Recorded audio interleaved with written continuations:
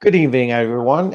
This is Unscripted and Unchained, Mythmaster Bloodworth, and I'm joined by Matt, who will be playing his character, Najal. And this adventure that we're going to run today is a bloody endeavor. It is the first adventure that I've written for MYFAROG, and it's part of a campaign series of storylines. And what we're doing is we're actually running the first, although if you've watched any of the previous videos, those were other stages of this roughly 4 adventure campaign. So you've probably seen Fair Winds and Bloody Shores. That was the second adventure of the series, and then No Wings for the Fallen was actually Bloody Shores was the third adventure, and No Wings for the Fallen was the second. This would be the first, and then I will be in the process of writing the 4th adventure. So the first adventure, once again, a bloody endeavor, and we are going to begin. We're beginning in the town of Highstead, which is in the Prithinio region of Thule, and I will begin with the introduction, and this is for Najal as well. You have been in the town of Highstead, Prithinio, long enough to get a general sense of the place and to know that it is one of the most important, powerful towns in all of the lands of Prithinio. Being a large and important port town, it is more open to travelers or outsiders than much smaller towns and villages would be. Its central square and long community house and stables, which double as an inn, can provide the traveler with a wide variety of activities. So one of the things that I created, out of narration, one of the things that I've created for this system is, or for my campaign, is a carousal mechanic, which determines how long the player has been in the particular village. And basically, it's using foraging just in a town setting. And then based on how the character rolls, it will determine, how long he's been in the town, and then what the results of his in-town foraging, has been. So, Najal, what I'm going to have you do now is you're going to make a foraging roll. That's an intelligence check. And I'll tell you, just for the purposes of this recording, that it is a difficulty level of 8. So you're looking to roll above an 8. You'll apply any intelligence bonus to what you're rolling. And the first thing you're going to roll, though, is a D4. And let me know how what your result is on the D4. Let me grab a D4. That's the pyramid one, right? Yeah, that's the one that if you step on it, you'll be in excruciating pain. 2. A 2. So you've actually been in the, town for 2 days, and so you will make now 2 foraging rolls while in town. Okay, and I have that as a trained skill, foraging, so that's a +1 there. And do I also apply my +1 intelligence mod? Yes, you do. Okay, so that'd be +2. +2. Just wanted to make sure I have the lot of math in this game, but that's okay. I managed to do it without throwing them all over the room. Yeah. Yay. Okay. 8, 11, 13. 13. Okay, so now I'm gonna stress you out. I'm gonna ask you to pull out a D12. I have a D12 out. Okay, good. Because of my axe. Yeah. Oh, good. Yeah. I kind of take out the dice that I think I'm going to need ahead of time. I'm kind of organizational like that. 12. A 12? It's like, you want a 12? I'll give you a 12. Okay, so while you were, traveling around town looking for, you're looking for work, you're looking for, useful items that you can possibly purchase. And you actually, while you're in one of the shops, you came across a shop that has an item that catches your eye that is, fairly decent quality and a lot cheaper than you would normally expect to find it at. All right. So It's haunted, isn't it? it's what? It's haunted, isn't it? I don't know. You haven't picked it up yet. You haven't purchased it yet. So what we're going to do is, and again, so I'm using Treasures and Travels. And let's see. While he's doing that, for those of you watching, that was an Amityville reference. Yeah. He's from about New that. York, and he was Oh. selling something valuable way cheaper than it was supposed to be, i.e. Amityville House. So I was like, Okay. So you have found, and I'm checking on the thing now. So, oh, that's the wrong die. Where's my D8? A 2. Interesting. So you found a composite bow. So a composite bow that is fairly cheap for the, fairly cheap for what you would normally expect to pay for a standard bow. So, and I just tell you, it's like half the price that you would normally find a bow at.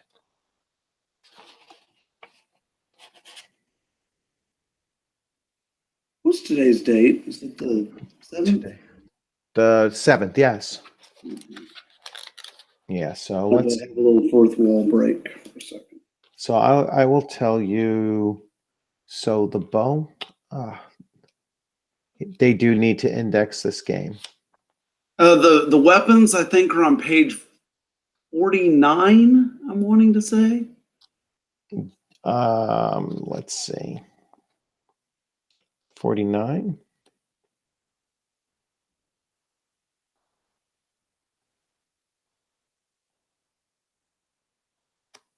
Or around there, 49, 51, something like that. Yeah, but that's not the price listing. That'll be like in the 60s, like 64, I think. Because it's around like units of measurement and stuff. Yeah. I believe. Yeah, it'll be in here. There it is.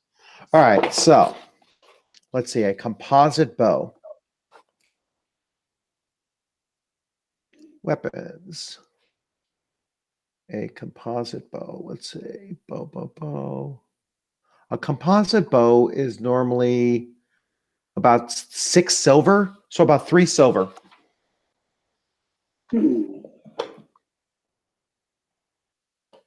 Now, I know you picked up from your last adventure probably about what, like 20 silver? Yeah, or something around that. 2.73 silver. Yeah, so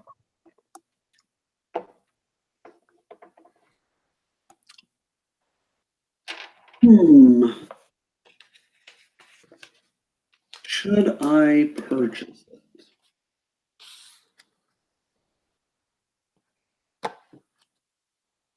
I'll do this. Odd number, yes. Even number, no. I can picture you actually sitting there and flipping if they had coins, 5. So yes, I will purchase it. All right, so you now have a a good quality composite bow that you got for fairly cheap. You're not quite sure why it was so cheap, but but it was, fairly cheap. So now your second roll. So once again, another 3d6 plus 2. yes. No falling off the table. Okay. 8, 11, 13. All right, so that's good. And you roll a d12 again. If I hit a 12 again, I'm going to be like, okay, apparently it's going to be 12s and 13s the whole night. 7. A 7. So you found work. And that's how the carousal system works. Just for those that are viewing, the carousal system, on a roll of 1 to 2, you found a useful item of minor value, kind of like a discarded item, but still something that's useful. 3 to 6, you found a form of entertainment, usually a game of chance or some other kind of a player choice of entertainment that they were seeking. A 7 to 10, you found work, and then an 11 or 12, you found a bargain item from some merchant, and then we just go to the book and determine that. On a critical failure, you found yourself into some kind of trouble, and on a great success, you would have possibly had 2 results from the one successful roll. So we're going to move on. So you found work. So now I will go and switch to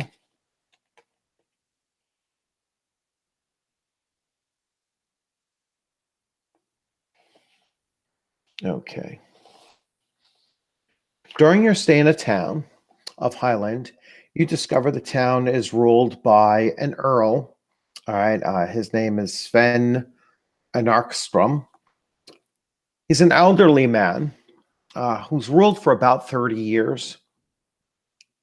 All right, from the mere casual contact with the people, you are aware that he is well respected and considered both fair and noble.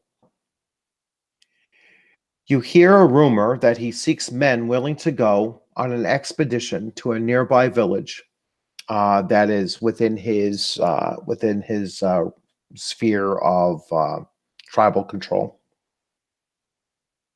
and that he prefers to send men not of this town. So somebody comes up to you and actually, they're kind of familiar with you, and they say that the Earl is looking for,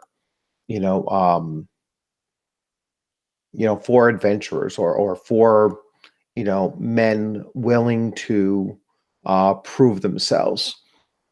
And if you wish, you can go to the longhouse and see if you can gain audience with the Earl. Do you kind of cut out a little bit there? Am I rolling?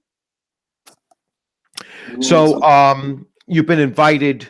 Oh, invited. Okay, that's the only part I missed. Yeah, you've been invited to, or you've heard rumor that the Earl is seeking people willing to adventure or willing to prove themselves, as it were, in some kind of a task.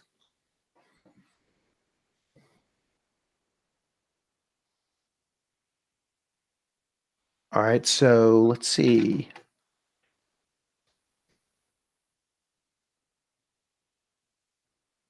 All right, you can make a world lore check or perception check, whichever one you have a better chance of. I just tell you the world lore check is going to be a DD10, and the perception check will be a DD12. Okay, I'll do perception and Yeah, because you don't have world lore yet, correct? And Yeah. so that I'll have a +1. Mhm. I have a better chance of doing perception, Okay. especially if it's a DD10. Okay, well, hold on a second. That one fell off. Let's see. 8, 10, 11 with the +1. 11. So it didn't quite make the, and that would have been what, like a 6 with the world lore. Yeah.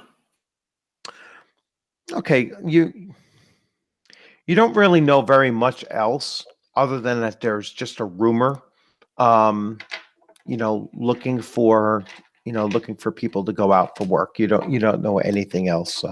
You didn't make either of the 2 checks. So I'm assuming that you are going to go to the longhouse to see what you can discover about this rumor. No, I'm not going. No, I'm just kidding. Yeah. Okay. So arriving in the central hall of the public square, you witness the room is packed with both common villagers and the guard of the earl. He's seated in a high back chair, separated from the crowd by a long table, and the whole area of the floor which he occupies is raised a few inches, perhaps 6, above the rest of the room. So that's kind of like the layout of the room, right? You enter in and you can see there's a big open space cluttered with a lot of people. And they have some, they're sitting at tables and such long tables. And then there's the Earl's podium, which is raised up about 6 inches above everybody else's. And then that's where his long table is set up at. And there's, a lot of noise and there's people eating and laughing. And, there is some music playing. So there's a lyre player and a flute player, and it seems to be festive, but it's not a it's not like it's not like a high festival or anything like that. It's not that festive. It's just they just seem to be having their evening meal. All right. The Earl seems to be patiently engaging in hearing the pleas of commoners. So during this whole hustle and bustle, there are people walking up to the Earl and they're speaking to him, and he's dismissing them as they're kind of filing in towards him. Likely to rule on minor disputes or to hear requests for assistance of one kind or another. The Earl is indeed a wizened-looking man, at one time powerfully built, but regal-looking in blue and white clothing, marking his station as a nobleman. The Earl suddenly takes notice of, you as you're making your way, towards him. Now, of course, you're dressed in the typical garb of a freeman. All right, so he's certainly going to recognize, that, initially, but it does become your turn, and you begin, approaching him.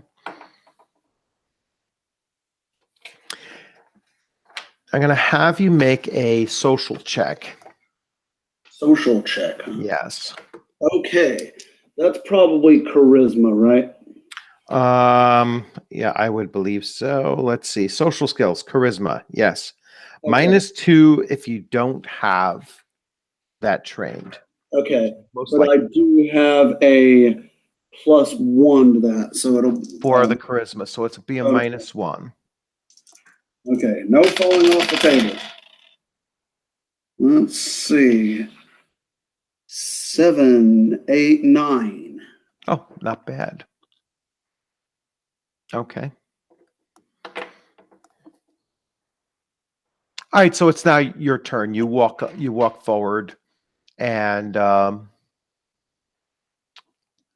it's your turn to speak. So what is your character going to say to? the Earl. What's his name again? He's Earl Sven, and then I should have remembered his name myself. Yeah, he had yeah. Let's see. It's like Arkansas. Let's find it. Yeah, I think that was right. Yeah, it's Ankarsen. Ankarstrom. In Karstrom. Yeah, Ankarstrom.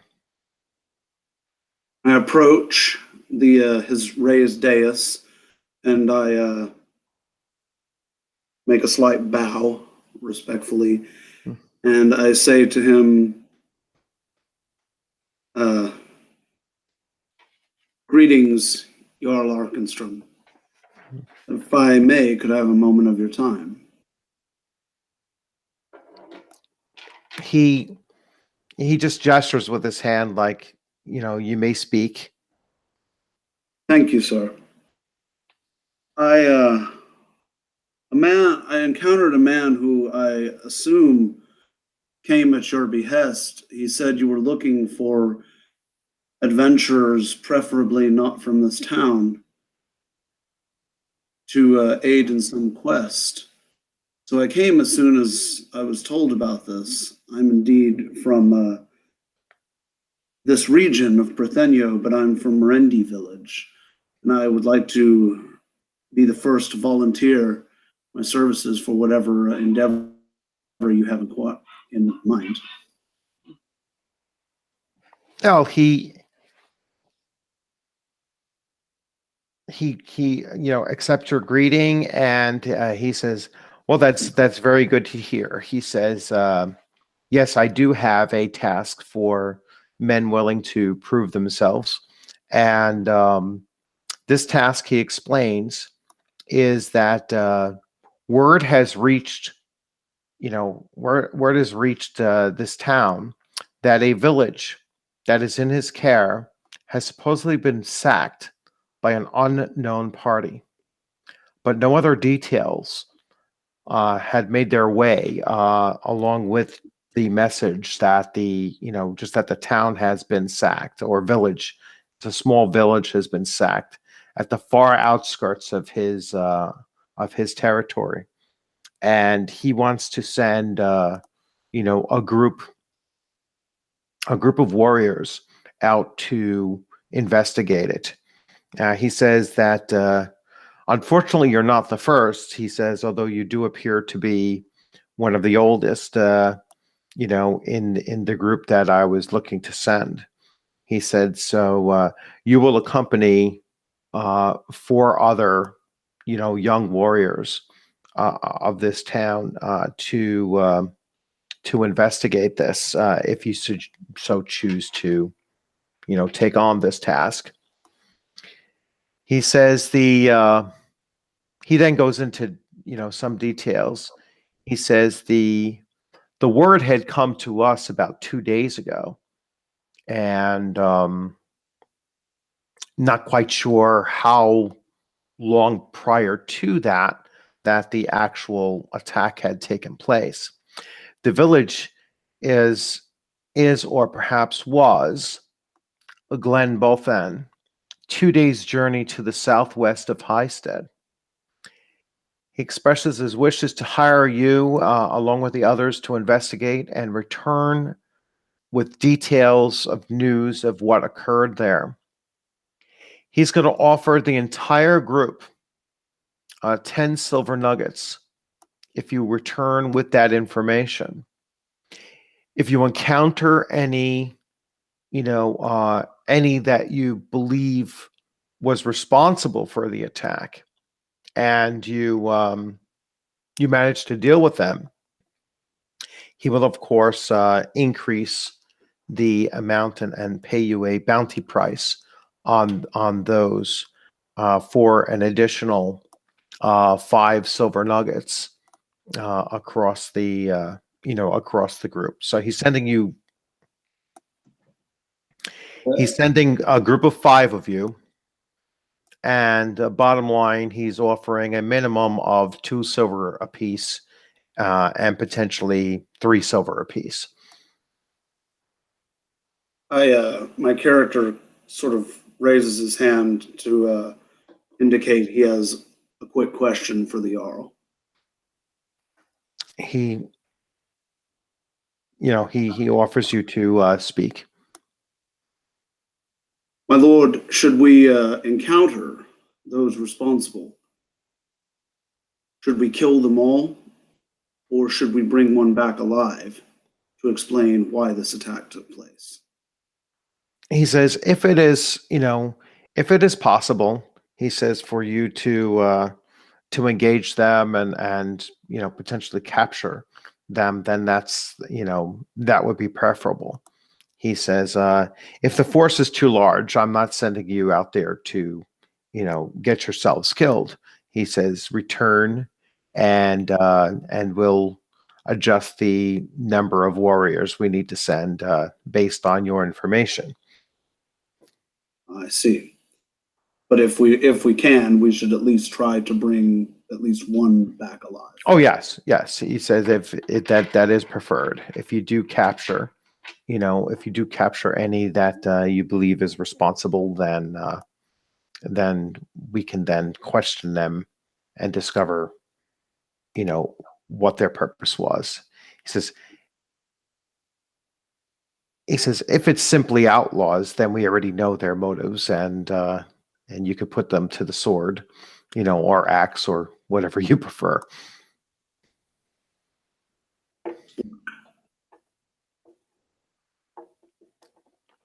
All right, so he tells you to speak to his captain of the guard, and he'll introduce you to the rest of the the young men that will be accompanying you on your journey. All right, so you head over and you go over to the man that he gestured to, and he greets you. All right, and his name is Adard, and he brings you over to a table where there's 4 other young men sitting, and he introduces you to them, and they are the small party that you'll be accompanying with. So you could start interacting with them as you wish. You can make a roll. This is again a social roll.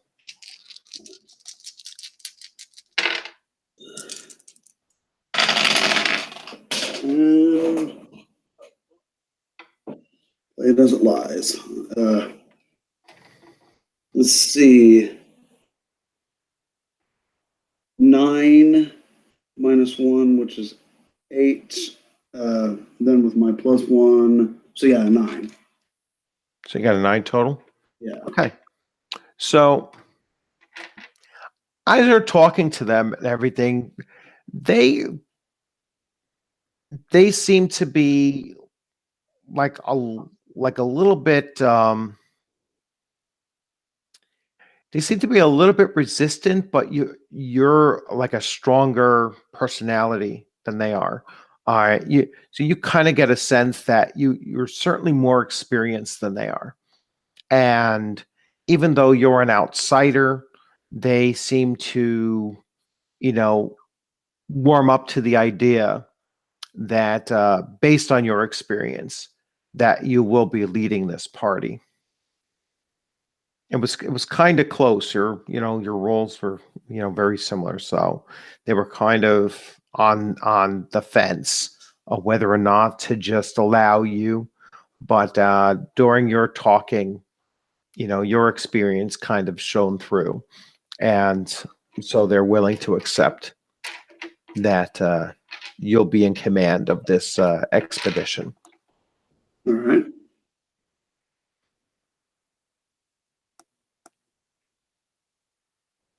All right, so you're going to, well, you're going to decide when you're going to leave. So you can start talking to them and telling them when you guys are going to set out. I'd like to send 2 of them out to get food, supplies, rope. Boondock Saints joke. And then I will have everyone meet at the inn, grab a bite to eat, Mm-hmm. rest, and then we'll leave at first light. Okay. No 10-foot pole? Now let's go ahead and have a 10-foot pole. Yeah. Might need a 10-foot pole. That's the standard D&D meme is the rope and a 10-foot pole. All right. You probably won't find a 10-foot pole because that's probably one of the most impractical pieces of dungeoneering equipment I've ever heard of. Yeah. But You'll find rope. yes, you could find rope, and since you're hoping to actually capture somebody, it makes sense that you'd get some rope. Hey, Charlie Bronson's always got rope. You don't know what you're going to need it for. You always just need it. Okay, so you're going to set out, and they had already told you that it's about 2 days journey, on foot, and so you start heading out on foot the following morning, and during the first day.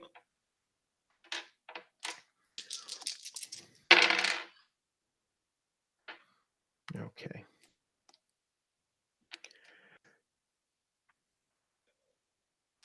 During the first day, you start heading through, you're kind of in a wilderness area of tall grasses.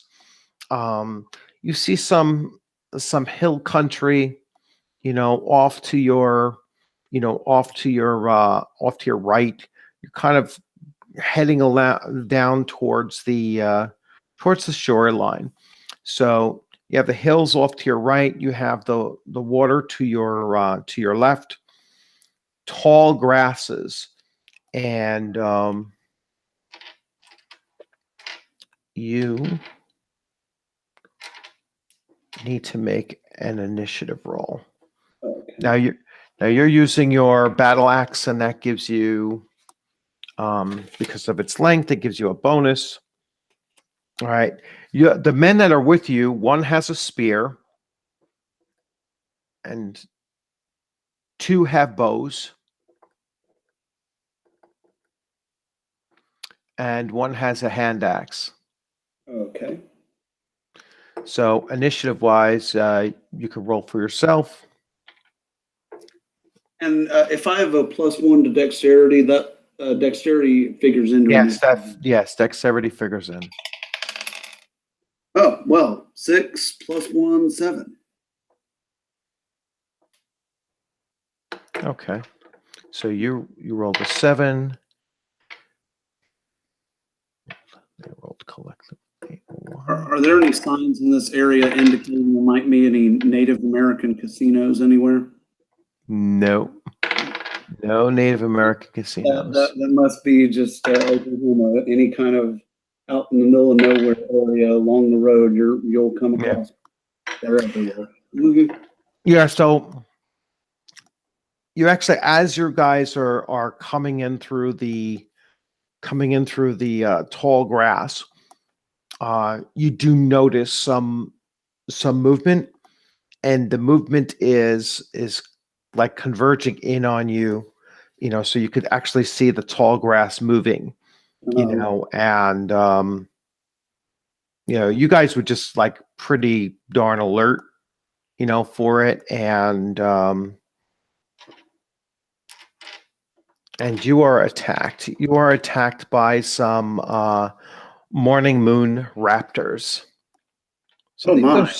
these are small, like lizards, bipedal lizards that are actually quite aggressive. So you have the highest. Well, yeah, as a matter of fact, you actually rolled pretty darn good compared to them. The bowmen are still going to go first because they have the range bonus. So let's see.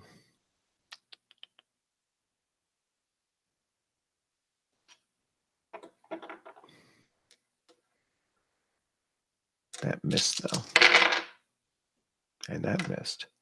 They missed. These things are pretty fast. And you can tell that they flit around so quickly that it's kind of hard for your bowman to actually, land a shot on them. All right. It's now your turn. You can take a swing as they come in to attack you.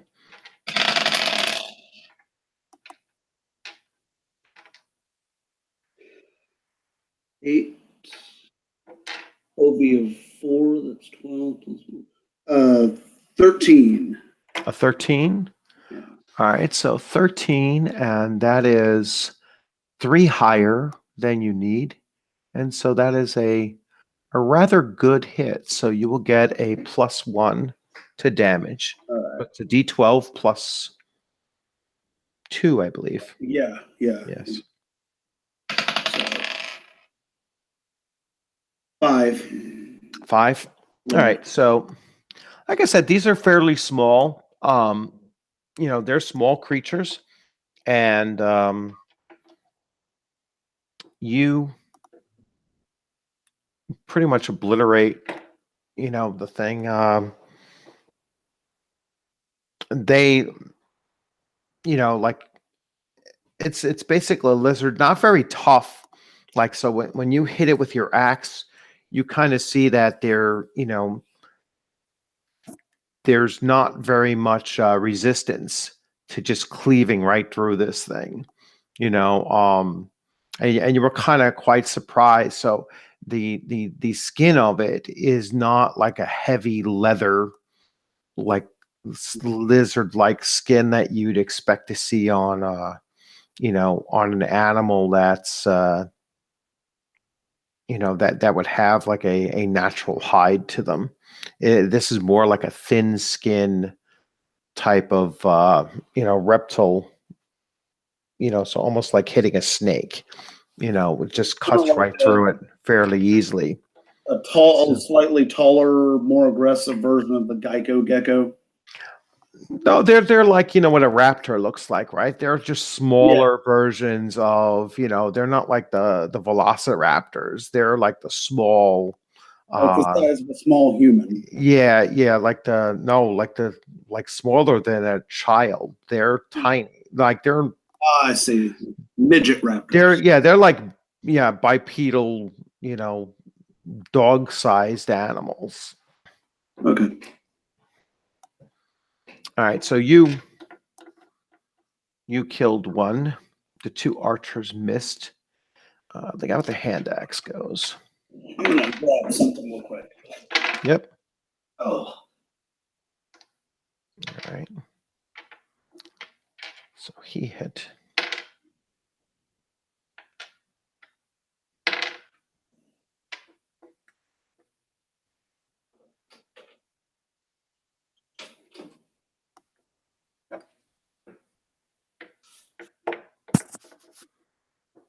I'm just over here drinking an ale while we're fighting dinosaurs. And he does it. That's how brave our party is. We just sit here and drink beer while we fight dinosaurs. All right, so the guy with the your guy with the hand axe, he actually kills one of them as well. He hit it in the torso, and killed it. And the guy with the spear, he actually did a more of a whack at it than a thrust, and so he hit it and kind of knocked it off to the side, but it does like scramble back up to its feet somewhat and looks like it's still, going to attack him. So far you've wounded 3 of the 5 of them and killed 2 of them. One is attacking the spearman. Apparently, those two, the hand axe and the spear guy, they're really mad. They were hoping there would be an Indian casino somewhere along the way. It must be from Oklahoma. They're like, yeah, what place is this? Yeah. So the one on the spearman actually hit him, like it got back, like staggered back up again, and then lunged at him, and but even through like the corner of your eye, because you could see it jump onto him and everything like that, it tries to claw at him, and its claws just scrape on, the heavy leather armor that he's wearing, and so he doesn't seem to get any injury from it. So we're into the next round now, and oh wait, I'm sorry, the other 2. Oof, that was a critical fail on that one. All right, well, that's not. Yeah, one of them actually rolled a natural 3. So that's a critical fail, but I'm not going to bother with it. These are minor creatures. So next initiative round, you can maintain your initiative. And so now there's 3 of them left. There's 5 of you. The 2 archers once again, although one of them fumbled. So that archer does hit him.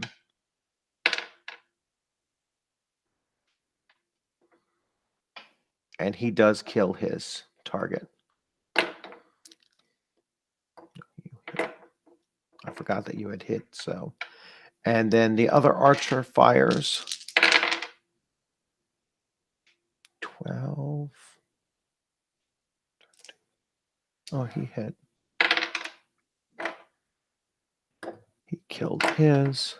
Only 1 left, and you have the next initiative, so you would go first. You're actually going before the spearman. You rolled that high, and he rolled that low. Oh dear. How? Wow. 18 plus 4, that's 22. 22. All right, so you're obliterating it. I mean, I don't even have your pluses alone. You're 12 above. So 12 above is a perfect hit, a plus 10. So blow that apart. Total. Yeah. So and that was the wounded one. That was the one on the spearman. That was the one that was closest to you.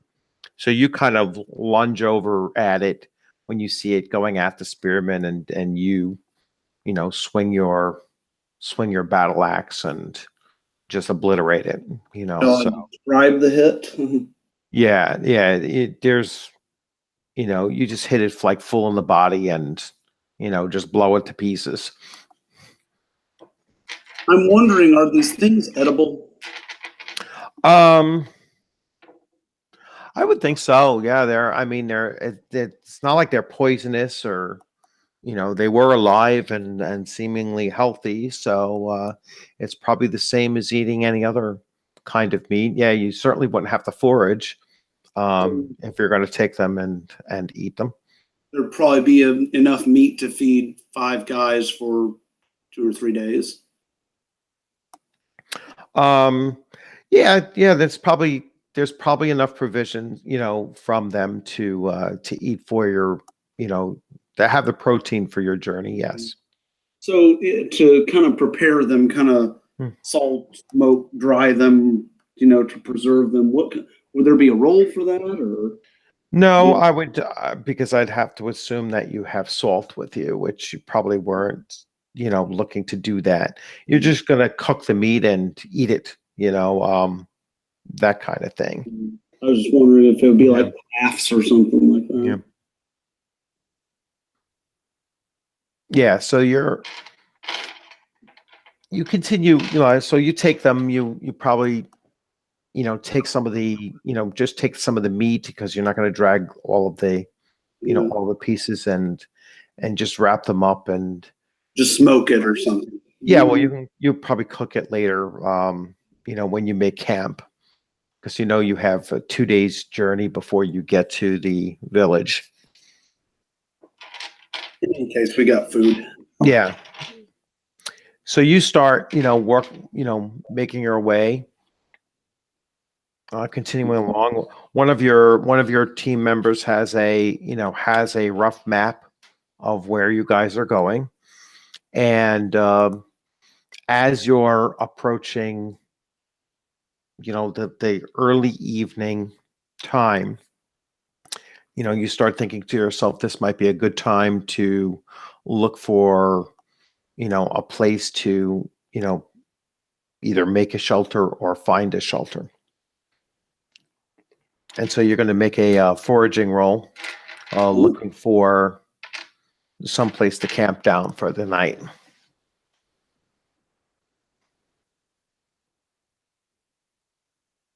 Okay, so I've got that. That's a +2, right? Because I've got a +1 for that being a trained skill, Yes. and a +1 for my intelligence mod. Mm-hmm. Double check. So 12, 16 plus 2, 18. Wow. Okay. All right. So you find a suitable place, and it's a place that hits all of the kind of the parameters that you're probably looking for. So nearby the supplies that you would need to build a small shelter for the group, the stones that you can create a small fire, and it's also somewhat elevated so that you can see, you know up and around over some of the high grass and everything. So that's a good plus. Is there any cover?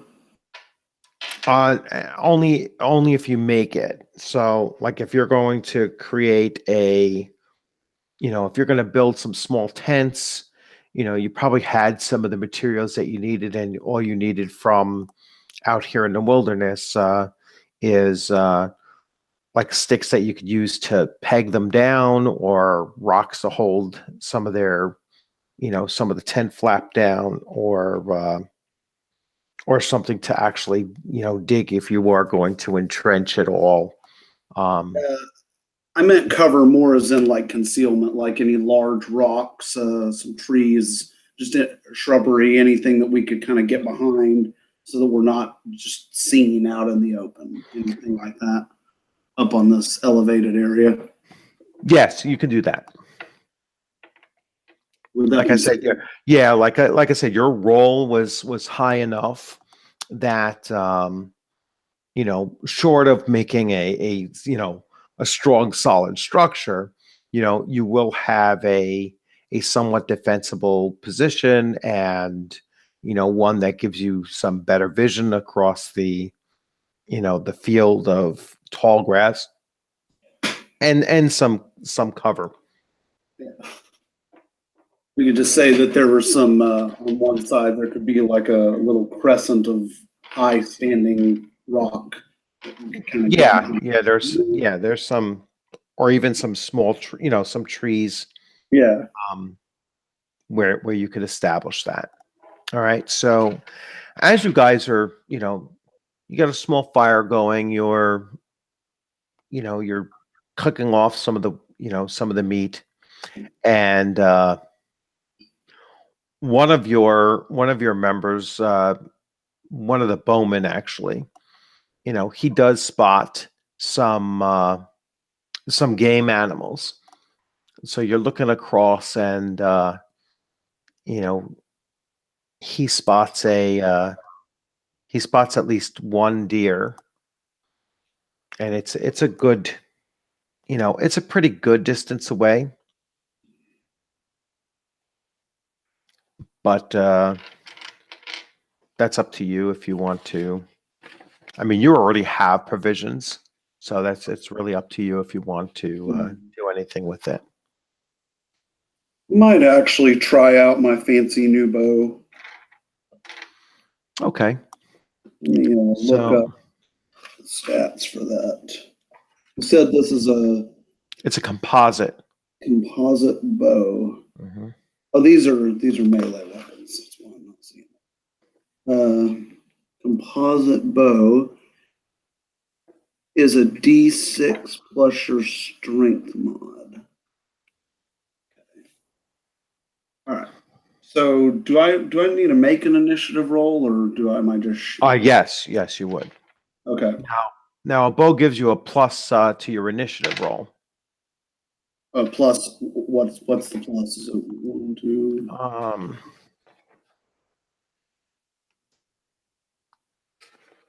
Let me get the chart. Yeah. So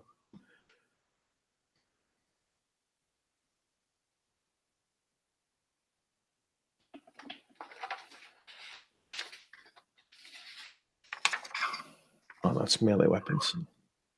Yeah, it's the next page. Yeah.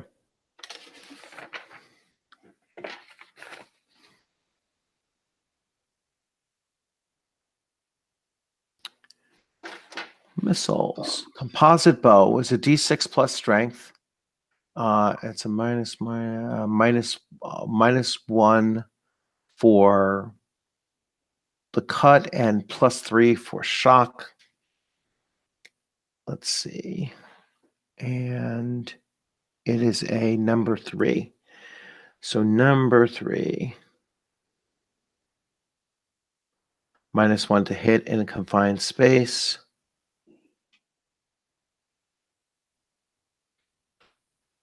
I'm not seeing the bonus on. Oh, here we go.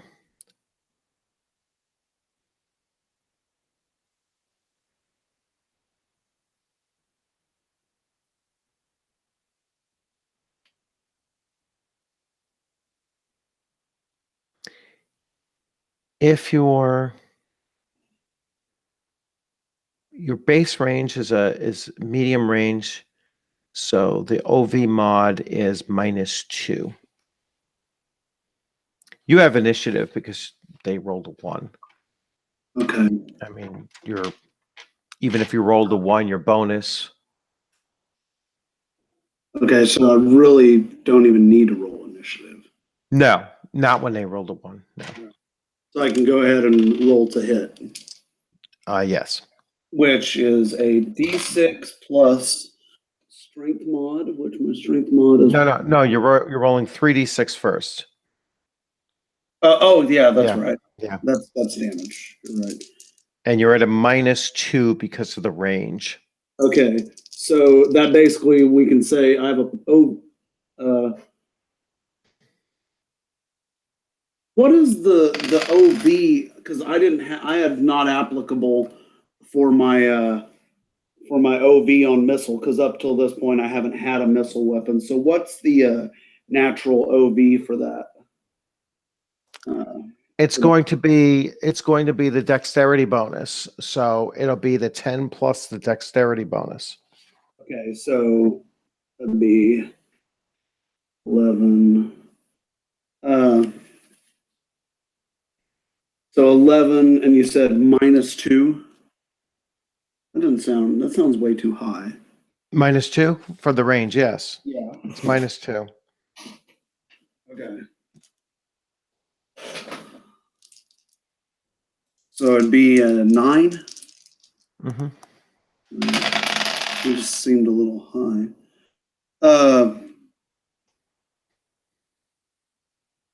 See, 10, 11, 9, 20.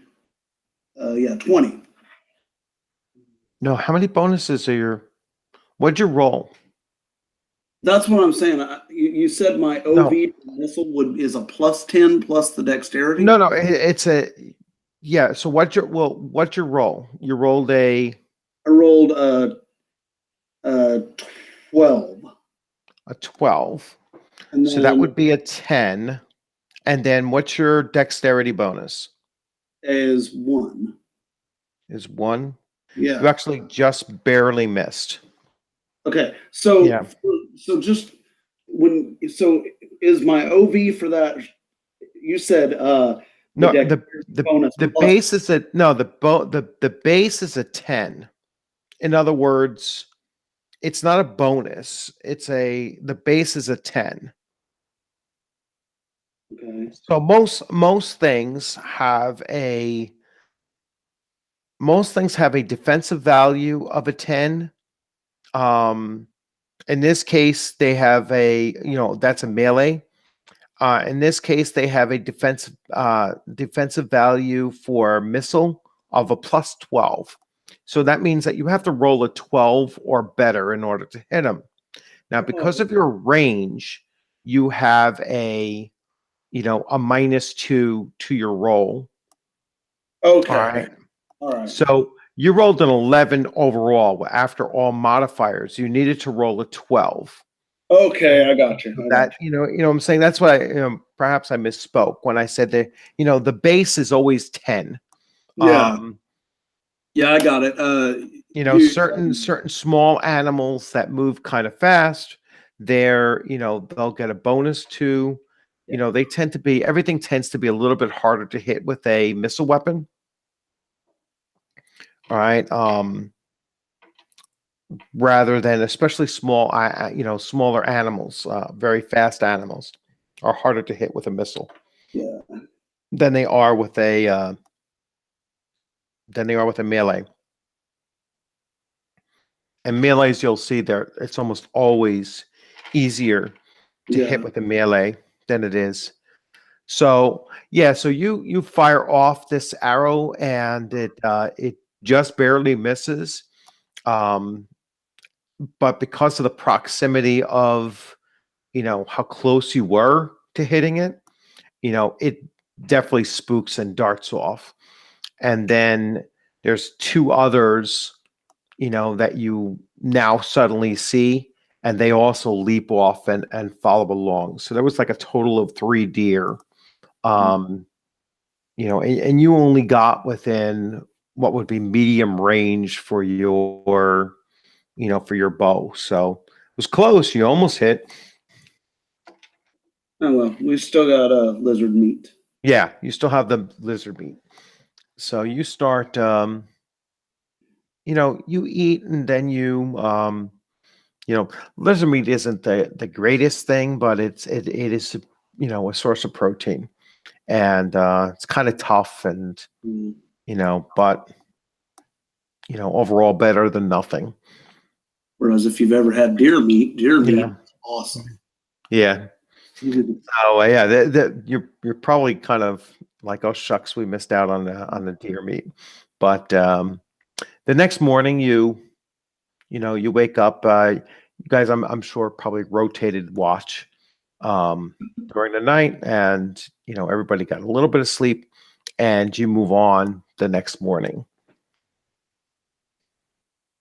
So this is now day 2, and you start traveling along, and you can make a foraging roll.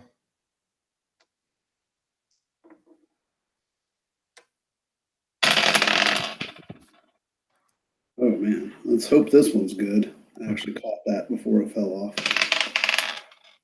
Oh, that's better. 9 plus 2, 11. 11, and they rolled an 8. Okay. So Sadly, there were still no Indian casinos along the way. So as you're traveling along, the terrain changes a little bit. Oh, excuse me. Sorry about that.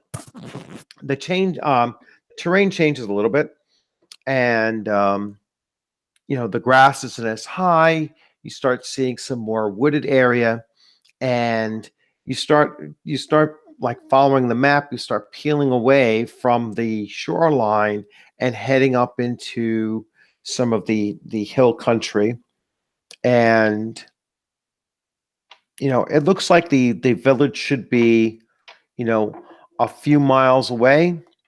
Well, I'm sorry, like at least another, day's journey. Misspoke. So at least another day's journey to get there. So you should be just slightly past the halfway point at this time. And you spotted, because you made your perception roll, and you spotted a wolf, and you see it moving along like the hill. So, and you're not quite sure if it actually spotted you guys, but you do see a wolf.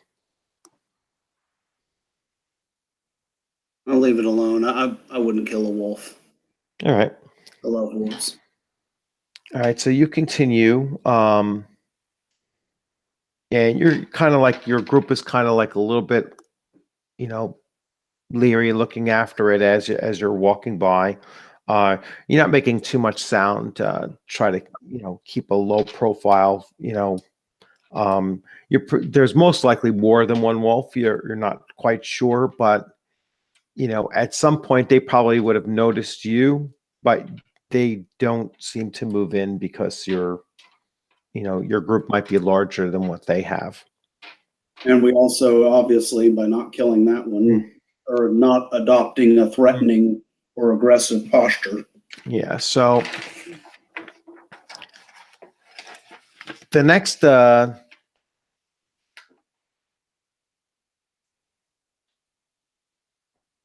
right. So now it's around dusk on the second night, and you figure after tonight's rest, you should make the village early in the morning. As the sun begins to fall below the horizon, you catch a glimpse of what appeared to be a man scrambling down the low hill to your west, and he is about 70 yards distance, heading due north.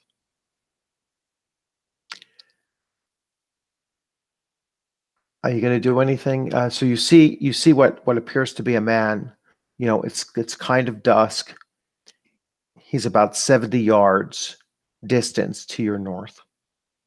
I believe there's a total of 5 of us, right?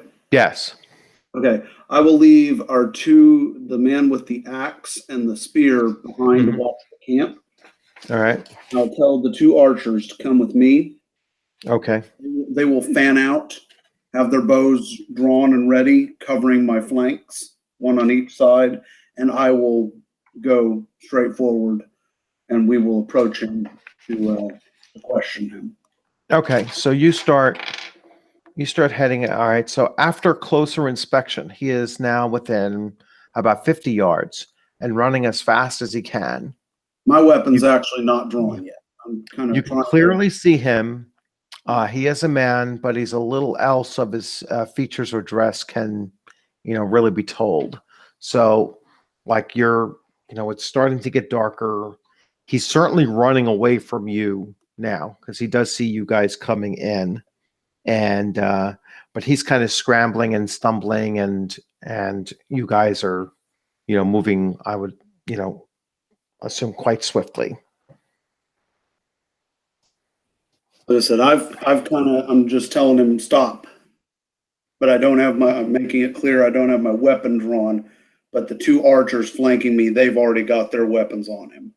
Okay. So, yeah, he does eventually stop, and he's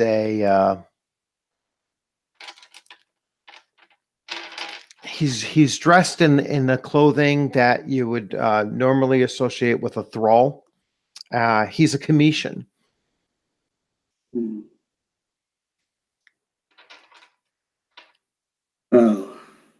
We're gonna move in. We're gonna move in slowly on him. Mm-hmm. I'm gonna keep my weapon sheathed for now. Still kind of have my hands up, approaching slowly to not spook him. The archers, as they're closing in on the flanks, they still have their weapons drawn. Okay. Didn't try anything. All right, so so yeah, you guys kind of like surround him, hem him in. He's holding his hands up. He actually, kneels down and raises his hands, you know, like this up. He seems to be kind of shaken. Um, he was running when you first saw him. He was running kind of almost parallel to you, but then when he spotted you guys, that's when he, started bolting the other way. But he just didn't have the endurance to run away from you guys. So he was still stumbling and everything. Now he is talking, and he is talking. He's like begging you not to kill him. Um, he does speak in a broken, common Thulian language. Um, are you going to speak to him? Are you going to ask him, anything, tell him anything? Place a hand up, Mm. motioning him to be quiet for a second. Mhm. And I'm not real aggressive about it, but I pull him up and thoroughly kind of pat him down, search him, check him for weapons. Yeah, no, he has nothing but a like a small wooden club, Right. and that was, not like a typical it's not like a war club or anything like that. It's more of, just kind of like a makeshift, Yeah. you know, um a makeshift item. So very low quality wooden club. I take that from him, but I just kind of set it behind me. He can still see it, Hmm. but it's just a precaution. And then I tell him, I'm not going to kill you. Sit down. Order him just to sit down. And if he does, if he does obey, then I'll tell my archers to relax and lower their bows. All right, so he you can make a social check. All right.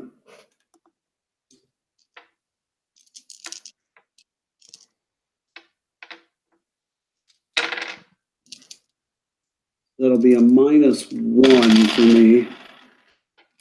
Let's see. 10, 13, -1, 12. All right. Oh, that's actually a better roll than he had. So, Like I said, I'm kind of being firm, but not too aggressive, trying not to spook him. right. Yeah, he seems to be pretty scared, so I'm trying to just give the impression that as long as he cooperates, we won't harm him. yeah, he wasn't he's just frightened, so all right, but he does comply. So he kneels down. He's now calming down, as your two guys, they do lower, they, unlock their arrows, and it's slowly becoming, darker as the sun starts to set. So what's your intention at this point now? We're going to bring him back to the camp and Okay. we'll question him further from there. Okay. So what are you going to ask him specifically once you get him to the camp? He does follow you. He actually seems to be, somewhat relieved. Ask him his name, Yeah. and I ask him where he was going in such a hurry and what had him so frightened. Well, the first thing he does is he motions and he asks for water, or something to drink. Very well. All I right. motioned to one of my men to get a Hmm. gain of water for him. Okay. So, Again, trying not to show too much of an aggressive intent, try to keep him calm. All right. So what are you going to? So now you're going to start asking him questions. So what are you going to ask him? His name, and what had him so spooked that he was leaving in such a hurry, and where was he leaving from?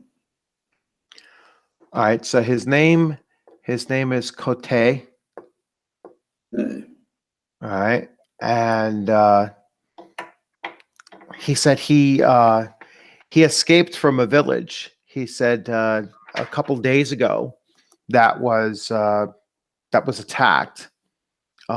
He was a thrall there, a servant in the village. He says, he says he thinks everything in the village was wiped out. He says when it was attacked, he just ran. And he's been wandering these, the hills and the wilderness area here, ever since. So, actually, the village was probably attacked probably about 4 or 5 days ago, by this point.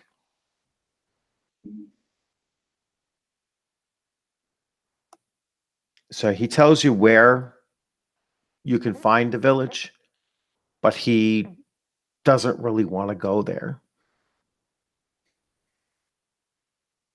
I think about it for a moment, and I tell him, well, surely you understand that we can't just let you go, because we don't know who you are. We don't know if maybe you've had something to do with it. You see, we are sent to actually investigate a village that was attacked, and I'm thinking this is the same village. So we're going to need you with us. But I also make it clear to him, as long as he cooperates and obeys, he will be treated humanely. No Okay. harm. I give him my word. All right. He seems to settle down and everything. And one of the other guys gives him some of the meat as well, since you have more than enough. And so now you're just sitting back and getting ready now. According to the map, like I said, that you should be able to arrive there sometime tomorrow, late morning, by their best calculations of looking at the map. Yeah, I'm kind of trying to project to him, obviously, that I'm the leader of this group, and project to him an aura of, okay, this man is firm, but also kind. Yeah, he seems to have settled down. You kind of, I mean, he's a commissioned thrall. He knows his place. So he knows that,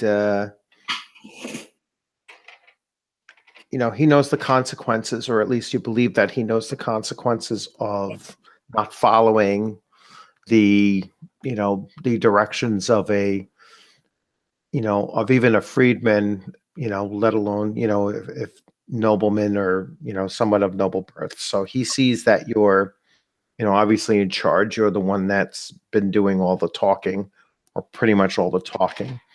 And he does tell you that the village is close by. Right. All right. So the next morning, sun rises. You have no other encounters over the night. He's still there in the morning. You can tell he's probably not willing to just run out in the wilderness.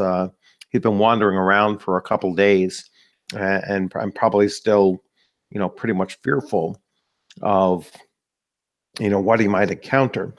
So he seemed to be kind of relieved, the next morning that, you're all still there, and even though you're taking him towards the village, yeah, he seems to, accompany you guys without any resistance to it. I think the first thing I want to do is I kind of motion for him. I tell him, "You come with me," and Okay. I kind of take him off to the side and wish to speak to him alone. Okay. Is there a role for that, or is that just something we can just... No, right now we'll see what depending on what you're going to ask. This will be an unexpected question for him. I ask him to tell me about the Commission homeland. Tell me about home. He tells you that he was born here in Thule, although he was raised amongst a small enclave of his people, and and that's why he speaks their language with their accent. He was taken in as a thrall, because his family had owed a debt, and so he was the paid the what he describes as a thrall price, so that his family could pay out their debt with his service. See. So I tell him, it's obvious you're terrified to go back. You obviously don't want to go out in the woods either. I'm thinking that since your owners are dead, you have nowhere else to go. So I'm going to make you an offer. You come with us. You do exactly as I say. You make yourself useful. And if I think you've earned it at the end of this, I'm willing to suggest to our Jarl that you be granted your freedom and sent back to your family.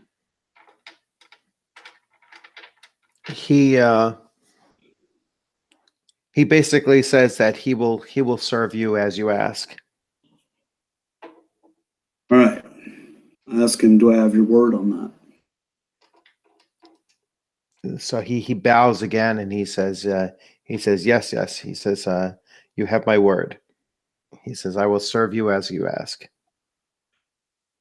Very well. I take him back to the others. I apprise them of the situation, of the conversation I've had with him, and I recommend that we make haste to the village. Okay, and you do that, and you guys break camp, and you pack everything up, and you start making your way. He kind of leads the way. So he's standing like he's walking in front of you guys, because he certainly knows, where the village is. And as you come down a low rise, you could start to see the some of the structures, of the village. There is some signs that there's, sections of it that are still smoldering, even a few days later. And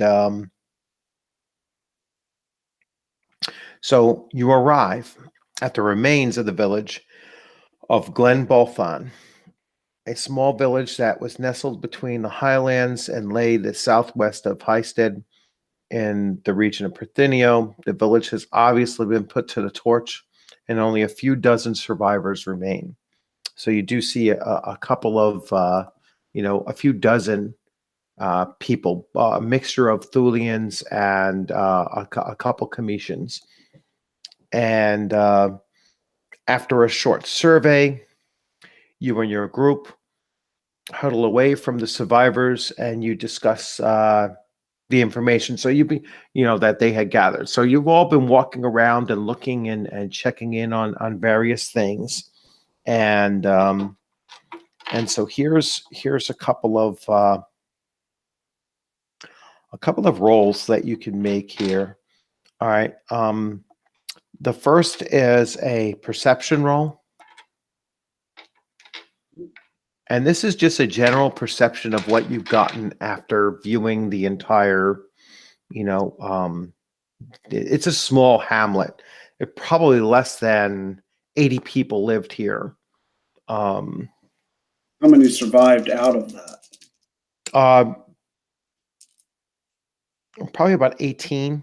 Okay. So a very, very small portion. Yeah. So 10 plus my +1 to intelligence, so that's 11, and then there's no penalty on perception, so 11. 11. All right, so it's clear that the village has been raided. You see signs of, where they had come and broken in through the fence line, and so you could see the general direction that they came from when they came in through, the breach. You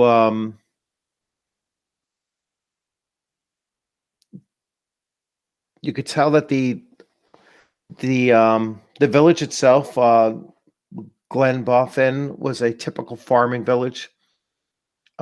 It's men that you see that are survived. They seem to be pretty hardy. I mean, they're farmers. They're hard workers. They're but you don't get any sense that any of them were actual trained warriors. At best, probably some hunters, but certainly a civilian population. Now you can make either a melee or missile training roll.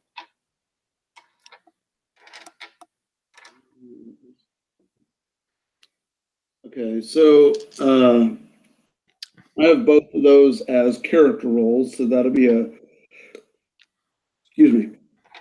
Yeah, so you would just add and you're going to add your bonus that you would normally get. So it'll be a +2. If you have bonuses for melee, then you would add those. As well as the strength mod, right? Yes, as well as the strength one. So that would be a total of +3 on that. Okay. So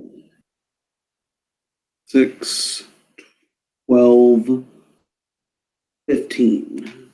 15. Okay. So, and that makes it, let's see. Got to keep track of your successful skill rolls. So the village was not prepared for the attack by force, such as this. There were at least 3 raiding parties that you can tell just by. So you're using your military expertise here to determine various things. So as you're walking around and looking over the various spots, all right. So there were at least 3 raiding parties of at least 5 men each, and what appears to be several attack dogs or some other kind of trained animals.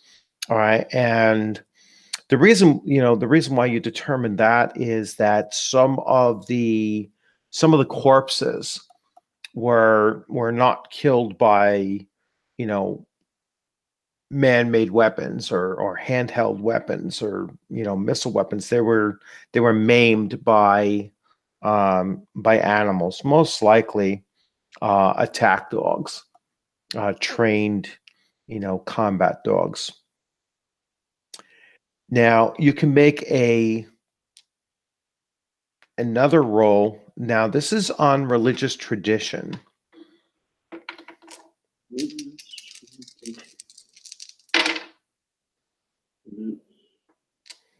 That's charisma. I have a +1 charisma, but it's -5, so that will be a total of a -4 for me. Oh, yeah.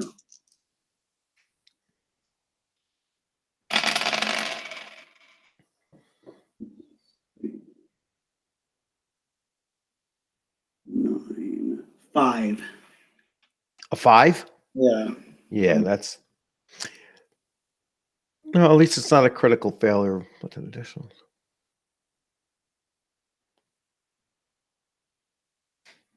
Yeah, so you don't have any other sense um, of anything of like no signs that this was a raid other than to slaughter and possibly to take away livestock or food supplies or whatever. There's no other indication of that. Hmm. Okay, so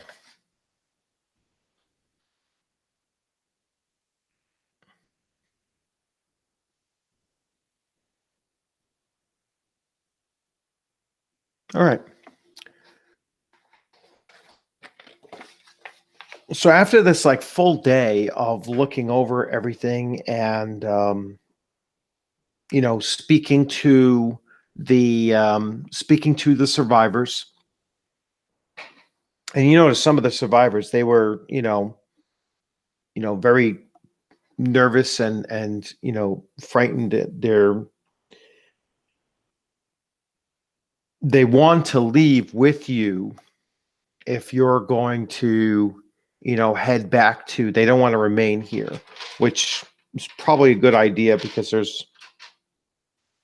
like I said, there's only about 18 of them, and some of them are already wounded. So it's not like they can, survive here, on their own for some time. So you remain in the village for the night, getting rest and preparing for the next step of your adventure. All right. So you're kind of, hanging out. You're going to stay overnight, and I have a question. Do any yeah, members of our group have healing as either a character role or trained skill? yeah. They At least one of them can help. You know, tend patch up anybody that needs some patching up. Yes. Um, Not extremely trained in it, but enough to stop any major bleeding. to. But you're fairly certain at least one or two of the people in the village can do that as well. Mm. So maybe not super, like very highly skilled, but people living in these wilderness areas tend to rely on having a number of, survival based skills. As we hunker down for the night, I'll just go ahead and order that character to just assist their healers with the wounded, and I want to just the same as I've done with the Commission Thrall, just give an aura of goodwill and make them comfortable with our presence. So I want to make it visible that I order him to kind of just help in any way he can with the wounded overnight. Mhm. Yeah, I mean, they certainly know they are part of the same tribe as the Earl, so that they're going to, they accept you as, the group that has been sent to basically aid and rescue them. Um, they do, as the night goes on, some people are a little bit more opened up to you guys, and certainly by the next morning, I mean, they fill you in, and they kind of tell you exactly what you were what you had been able to decipher from the movement patterns and everything entering into place. So they were attacked by a force of between probably 10 and maybe 25, 30 combatants had come in. So they of course you know they're not sufficiently equipped, or capable of adding to your group as far as combatants are concerned.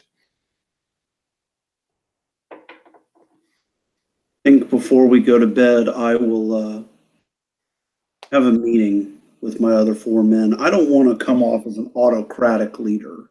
Okay. So I'm going to tell them that I open up the floor for suggestions on how we should proceed. Each man can have a turn to speak. All right. We're saying, well, we've met the minimum standard. I mean, basically, we found out that they were raided. They were, they were attacked by a fairly large force, and one of the other guys actually says, a force much larger than our own. And, so they at least know what happened.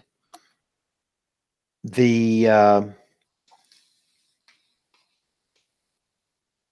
only thing you're not too sure on is, and one of your, your men actually mentions it, is that if this, if this village had, that many people, 50, 60 people, and, regardless of the fact that it's farmers, I mean, you didn't find that many bodies, around I mean, you certainly found a dozen or so of bodies, but certainly not, 3, 4, 3 or 4 dozen people had been killed here. So where's the rest? I mean, that's basically what they're asking is, I mean, was it a, were they taken captive? That kind of, questions that you guys have in your mind is like, where's the rest of this village? All good points. I'm going to put it to the group. I'm going to put this to a vote. Since there are 4 of them, I'll be the tiebreaker. How many are in favor of taking these civilians back to the village so that they're not a liability for us, and possibly getting more men to pursue these raiders? All in favor? 3 out of the 4 say that that's a good idea. The one said, the one suggests that maybe we'll just scout ahead and see if we could find a general direction that they came from, see if we can, maybe spot, but the other 3 is like, if there was 30 of them, finding out, where they had gone might also lead to you finding out where they are, and there's probably no way you guys should survive against 30. All right. Well, then one more thing. I'll ask them to bring in, what was his name? The commission slave? Kote? Yes. I'll ask them to bring in Kote. Okay. Yeah, so they go off and they find him, and they they come back with him. And you're probably in a small hut that's been cleared out. That's private for you to conduct your business. I'm going to ask Kote, what exactly was his profession before he was enthralled? What did he do? What kind of skills does he have? He was a farmer. So he worked the plows. He knew how to, use the plows. He used he planted, he, harvested, just a simple farmer. So wouldn't have any kind of stealth, any sneaky ability. No, you've kind of seen his abilities. Yeah. He's not exactly the most able-bodied or stealthy type. Is where I'm at in making a decision. I really do want to get these people back. But the one dissenting voice, he does want to know exactly to get a lead, and I understand that. So I was going to say that I would like maybe to just get a little tiny bit of recon before we leave and take these people back and get reinforcements. And I thought about sending Kote, but I don't want to send him off on a suicide mission. Do any of our people have stealth as a either a character role or a trained skill? Well, the two archers are, trained hunters, so they do have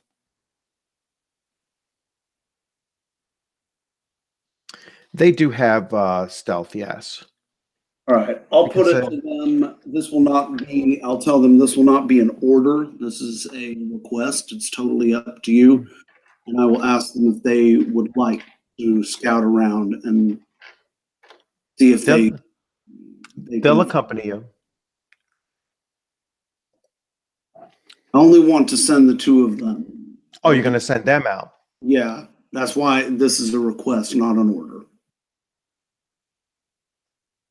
They're free to decline. They'll say they go out. They'll go out and they'll see what they can find.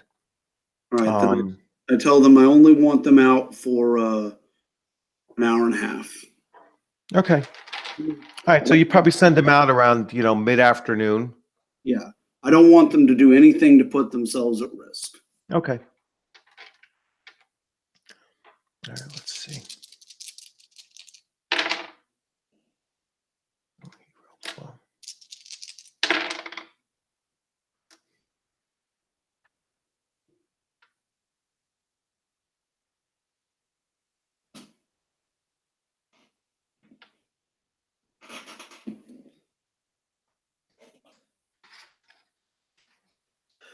All right. So they come back after about an hour and a half, and they say that that they can see that there's clearly, tracks leaving the village. They were able to actually track them, and they followed them for a bit, and they seemed to go up into a up until like a rock face, that was, fairly steep. I mean, and it they say it kind of looks like, they had either come down or gone back up this very steep trail.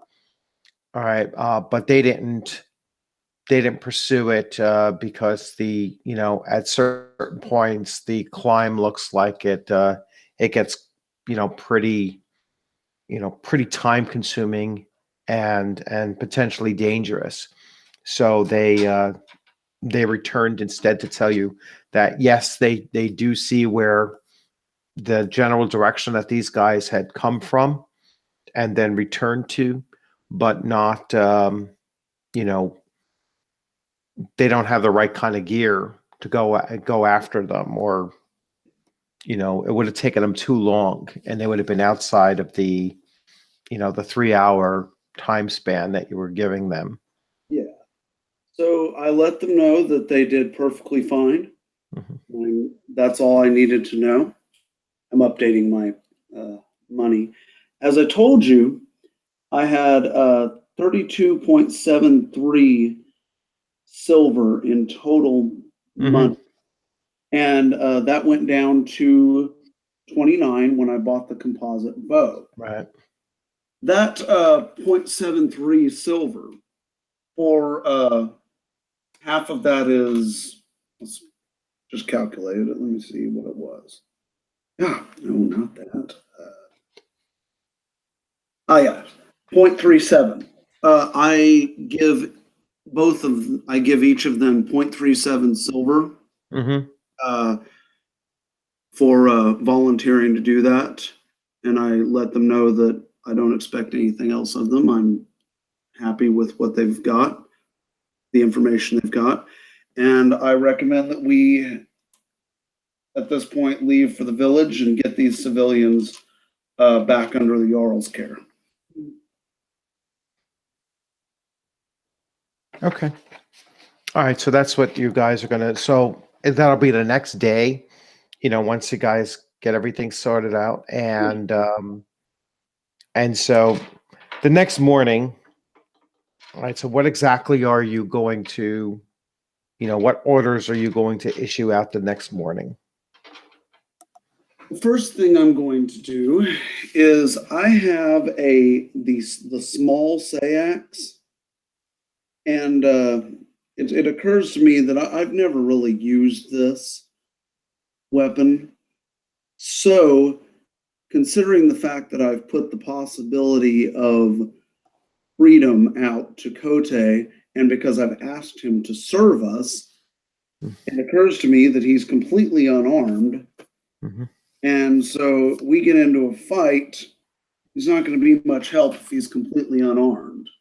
So I go ahead and its damage is a D4. And so I go ahead and give him that small sayax. Okay. So he has a small knife that he can use. All right. And then I have us leaving with the spearman and the man with the hand axe they're watching our rear flank, and then I have each archer, one out to each side, monitoring off to the sides, and Kote and I are up front. Okay. So you're taking Kote along with you. Yeah. All right.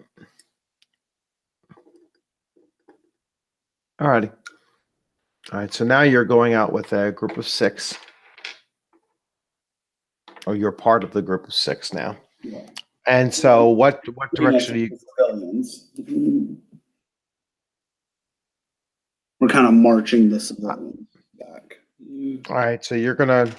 All right. So you guys start, bringing them back, and it is a 2-day journey. They took what they could, and you bring them. Now it's traveling with such a large group. So I think in all it's about 24 people, your group plus their 18 survivors. I mean, you don't encounter anything along the way. For the 2 days, you get back to your village there, and you could start explaining. What you discovered.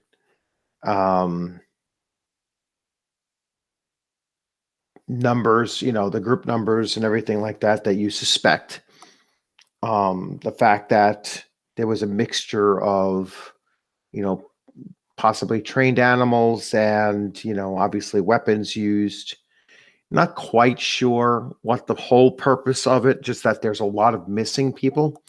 So you didn't see the number of bodies that you would expect if they were truly slaughtered. So they might have been taken, and the Earl does start to ponder, this whole thing. And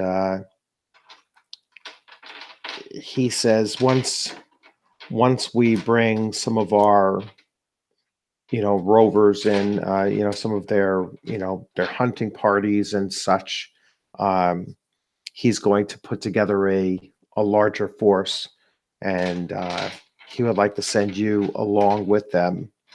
That way you can try to find the source and find out who is responsible for this. But he's certainly going to send you with a larger force. I bring Kote forth, and I explain to the Jarl that obviously this thrall has no master now because his masters were killed.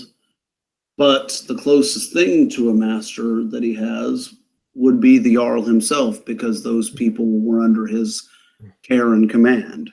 And I explained to him that even though this thrall was frightened beyond belief, he obeyed my orders when I told him to stop. He gave us information, and when I had offered to grant him to push for his freedom should he serve me well, I informed the Jarl that he accepted that offer and that so far he has served me well. So I asked the Jarl for permission, for his blessing, to free this Jarl at the end of this quest should he continue to serve me well. And he says that's a fair enough request, that he will place this this thrall under your service until such time as until such time as this quest is has been completed and you are still of the mind to free him of his thrall period. Very well. What does Kote say anything about this later once we've left? Or No, he's happy to serve you. He's happy Okay. to stay in your service. And he has a small knife now to yeah. with. So all right, so we're at a good point here, so we can actually stop it here, because the next phase is really the second half, of this adventure. So what we can do is we can tally up your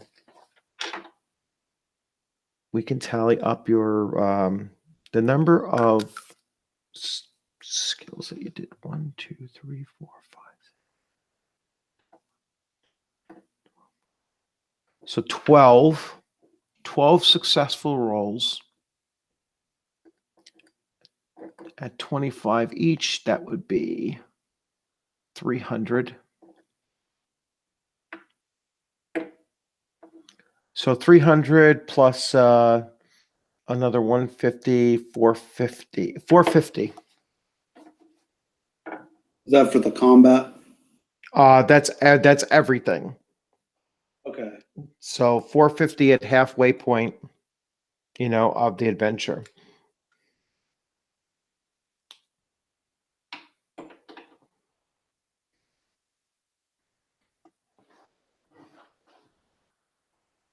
And it's going to be, it's going to be a couple of, probably a day or two at least between now and the time that the hunting parties that were out return, and then probably a day or two after that the the party that the Jarl puts together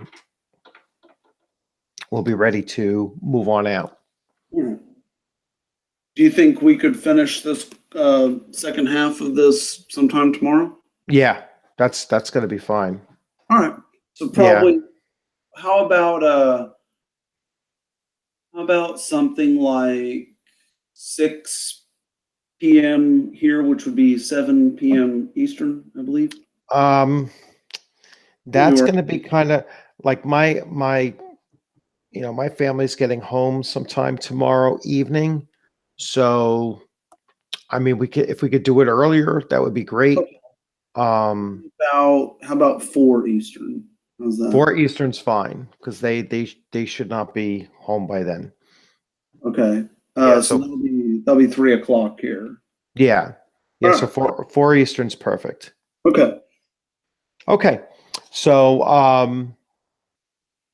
yeah, you might want to consider, picking up a new skill. I mean, world lore is definitely a a very valuable skill, especially in my campaigns. And especially since you're traveling so much, that world lore, is something that's very beneficial to have as a trained skill. Just a suggestion. Yeah. You said I have 450? Yeah, 450. Okay.